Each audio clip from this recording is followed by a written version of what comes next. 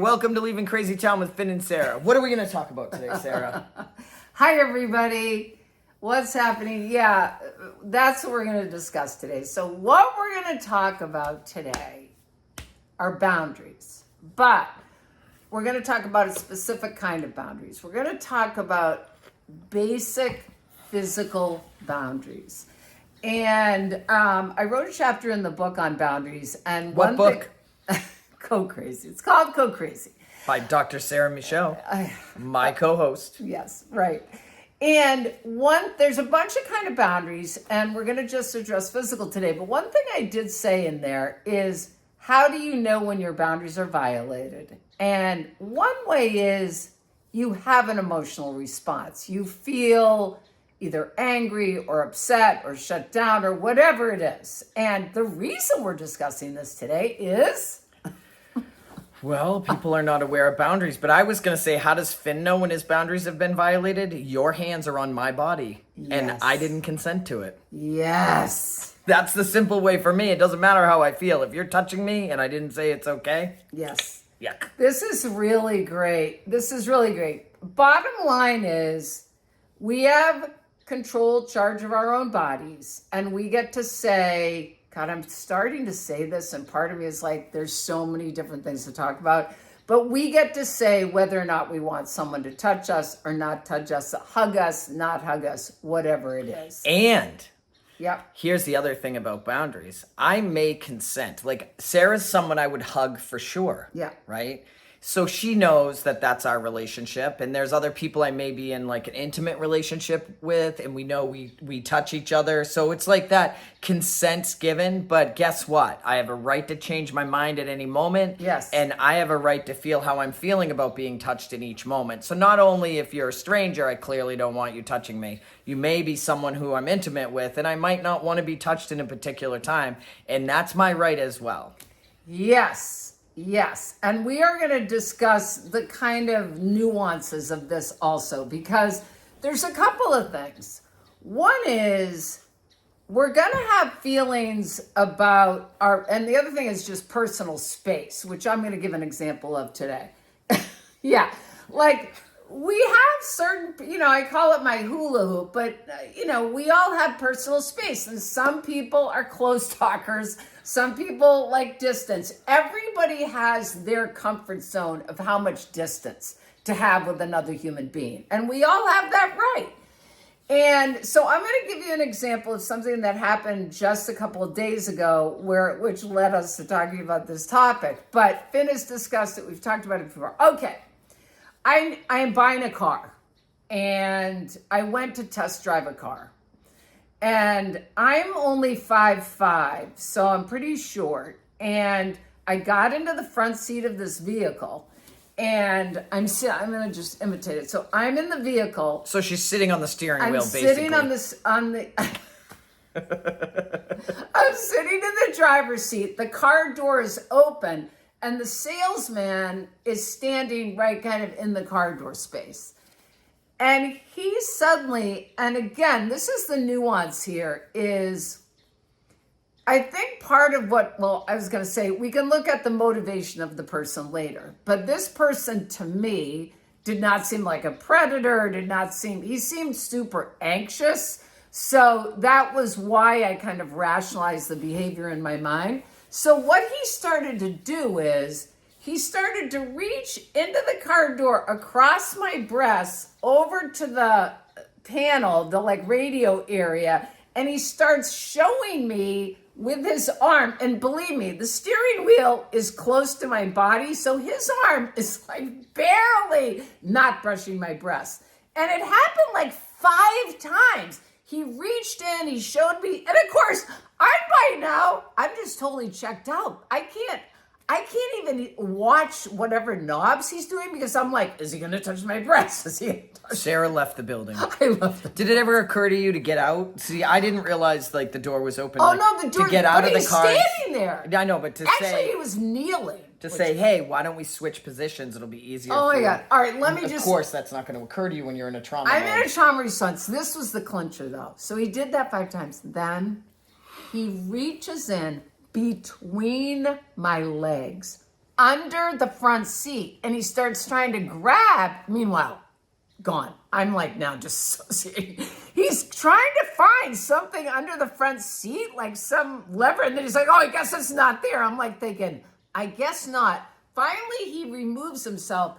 Meanwhile, I'm in some kind of response. And okay, so that was the physical boundary violation. I felt really violated, which, by the way, I didn't even know till later that day when I started feeling really off and uncomfortable. It's like I knew it at the moment, but like I say, I kind of rationalized, oh, he doesn't mean it. He's clueless. Well, he's and anxious. there's a chance that the reason why he was anxious is he's looking at the distance between the breast and your steering, the steering wheel and your breasts, and thinking, "Oh my God, how am I going to reach over to the panel like I normally do in this situation without touching her?" And then he left the building too, so We don't know what happened or why. All I know is, and so this is the thing to remember, right? Because now we talk about, like, in these physical boundary situations, we always talk about, can we speak up? Can we say something? And what goes on at the moment? Like, say someone comes over, like Finn was just saying, and says, can I have a hug? And at the moment, I don't feel capable of saying no, and I hug them. So there's a couple of things happening. But that's actually not a physical boundary violation. No, that's a good point. Right. Well, I'm violating myself. Right. Really, by not. I know, by not setting the. I'm not setting the physical boundary. My example of physical boundary, where a very similar thing was, I was at a recovery meeting and I shared, and a woman came up to me after the meeting and put her hand on my chest, right, and like rubbed my chest while she was talking to me. Right.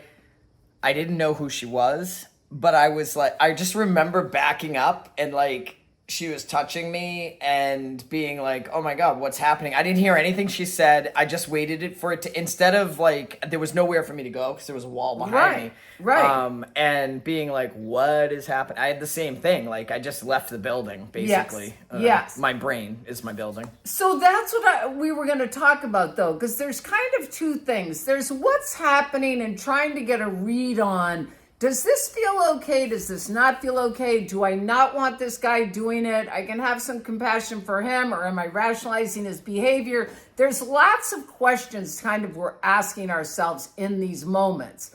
But then part two of it is later, when I'm having intense feelings about it, I'm actually having what we call in psychology an abreaction, which is an old reaction happening now. So we say on the channel all the time, we get activated. So some old issue of mine now is gotten activated, and I'm having that emotion. So there's kind of these two separate pieces to it. But why can't it also be that somebody violated your space and you're having a reaction to that?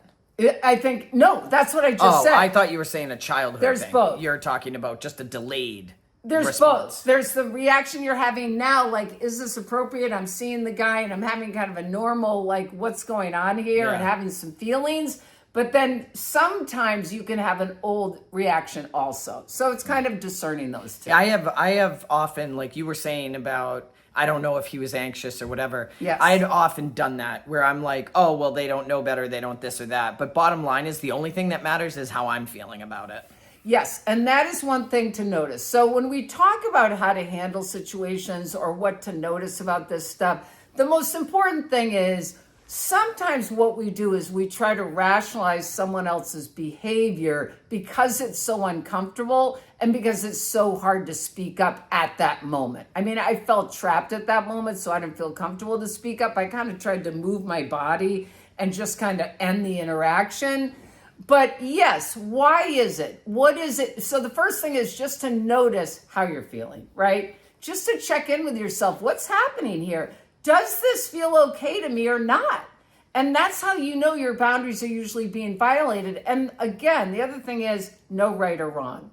If I have a thing about personal space and my limit is that, and someone else's limit is like a huge circle around them, that's their right.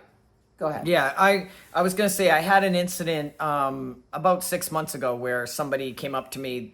I didn't know them very well. I had seen them a lot, but I didn't know them. We were definitely not in a touching relationship. Right. And she wanted to tell me, she wanted to thank me about something. So in order to do it, she leaned down and she started rubbing my arm while she talked to me. And Right. I left there.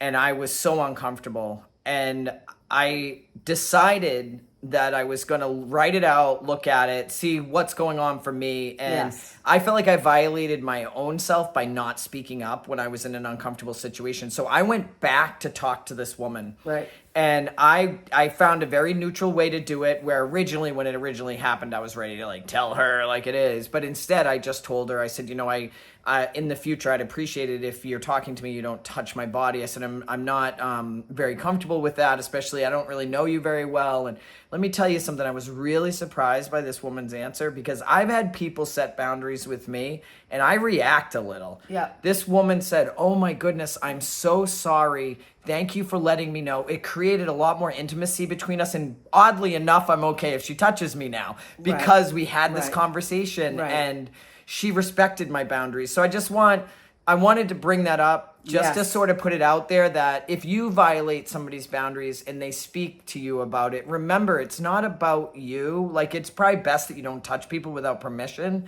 But if you can honor them and hear what they have to say, you may create a lot more intimacy between the two of you. Absolutely. So we're going to wrap this up. So we've talked about two things. One is watching how you move towards other people's spaces. You know, I sometimes can touch people on the arm or whatever, and I've actually had someone say to me, please don't do that.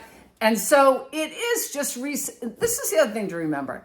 Everybody's different. I have my comfort levels about physical contact or strangers touching me or even friends touching me, and someone else, Finn, might have totally different ones. Yeah. It's really knowing what you feel comfortable with as far as touching, as far as personal space. That's like, I'm okay with you right next to me, but a rando, I'd be like, back it off, you know?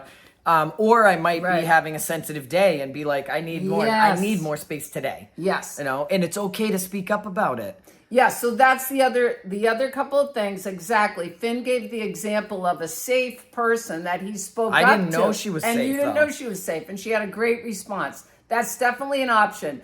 What I would say just to start is really just starting to notice, wow, this is interesting. When people are close to me, this is how I feel. When people touch me, this is how I feel. Because I think part of being in recovery from codependency and just in addiction is starting to be aware of these phenomenon. Right. Because I think what happens so often is we deny our feelings, and then they're going to come out later. Right. So just to start to notice. You with the car dealer, you may never see him again. I was going to see this woman again and again and again. And also I had felt like I had done a lot of recognizing what's going on in my life and how it feels. I felt confident to talk to her, even though I didn't think she'd react as well as she did. Right. But without speaking up, it felt like a second violation against myself by me.